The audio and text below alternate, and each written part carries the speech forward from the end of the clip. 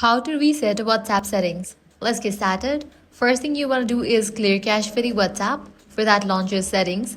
Navigate to the option General. Click on iPhone Storage. From the list of apps, find WhatsApp. Once you find it, launch it. Now, you will need to click on the option Offload app. Click on Offload app again. Then click on Reinstall app. This will clear cache for the app. Next thing you want to do is launch your WhatsApp. Navigate to the settings page. Click on the option Notifications. Now scroll down. Click on the option Reset Notification Settings. If you want full reset, what you can do is backup your chats first, then uninstall WhatsApp from your phone and reinstall it from App Store or Play Store.